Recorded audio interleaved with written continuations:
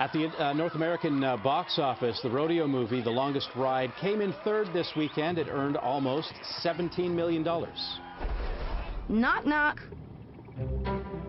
You'd say, who's there? You are there. No, just ask me. Well, who is there? No, I say... In second, the animated movie, Home. It took in almost $24 million. How do I find him? The official answer is, you don't. And the official winner again is Furious 7. Another huge weekend. It took in over $76 million. Twitchfilm.com lends us the expertise of Jason Gorber every single week, and he joins us now. Jason, how you doing? Hi, Scott. How are you? Good, good, good. So you want to tell us about an international co-production, Clouds of SILS, Maria? Exactly, because I don't want to talk about any of the other movies that opened this week. I am not surprised. You already did that, right? Or you just don't like cowboys? Or Nicholas Sparks. It's the whole thing. Look, Clouds of SILS, Maria was a big Cannes film last May. It's quite an exceptional film, but really what it is a showcase for Juliette Binoche, one of the great actresses, and Kristen Stewart. And again, we have another of these roles that Kristen Stewart keeps doing. Look, on Twilight, it was abhorrent. It was a terrible, terrible series of movies. But she keeps doing these really interesting character pieces. And I keep talking over and over again about these remarkable little roles that she does to showcase her as a very strong performer. Look, what Kristen Stewart does almost better than anybody these days is becomes a foil for greater performers to actually showcase themselves.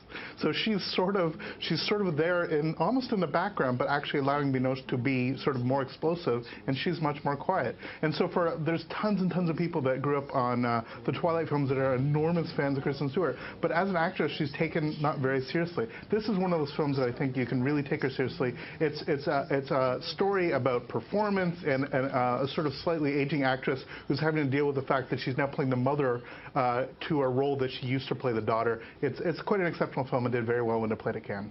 Al Pacino starring in Danny Collins. Yeah, speaking of aging actors doing stuff, look, this film on paper sounds terrible. It's about an aging rock star who basically is a schlock guy who is given a letter written by John Lennon, who he never received the letter, and the letter said by John's like, you know, stick with it, kid, you know, stick with what you want to do. But instead, what he spent was 40 years becoming a schlockmeister, and instead he gives up his fame and his stardom and goes and reconnects with his family and starts writing songs again.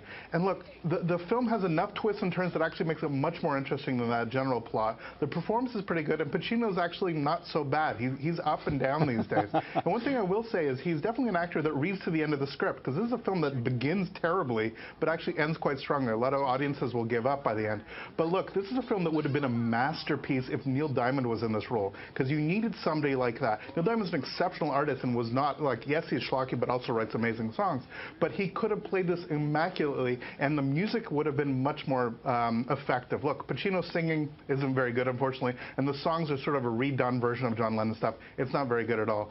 But as a film, it's okay. With Neil Diamond, it would have been a masterpiece. Next time, Ben Stiller, Naomi Watts in While We're Young.